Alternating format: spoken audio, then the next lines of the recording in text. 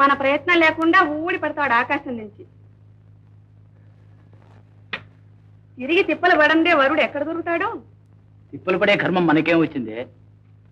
మనకు ఆ చింత లేకుండా దేవుడే కుదిర్చాడు. నాగరాజు కంటే మంచి సంబంధం ఎక్కడుంటుంది? ఈ పాట చిన్నప్పటి నుంచి పాడుతున్నదేగా. అంత మేనలుడని అభిమానం పొడుచుకొస్తే మేడలు ఎత్తుకోండి, మాడలు ఎత్తుకోండి. ఏం చూసి వాడికి పిల్లనిస్తారు? ఇల్లల్లా కొడితే తట్టెడు మట్టైనా రాలదు. రాళ్లు కొట్టి తెచ్చే కూలి గింజలతో పెళ్ళానికి 2 పూట్ల ఇంత కూడైనా పెట్టగలడా? రాళ్లు చెక్కి కూలీ గింజలే తెస్తాడో, రాజ్యాలు వెళ్తాడో ఎవరు చూశారు? పోనీ అంతకంటే కొమ్ము తిరిగి సంబంధం తీసుకురా చూద్దాం. మనమేం సామంతులమా, చక్రవర్తులమా?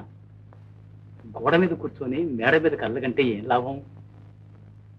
మీరెన్నైనా చెప్పండి, నేను గురి పోసుకొని చావనైనా వస్తా గాని ఈ పెళ్లికి ఒప్పుకోను.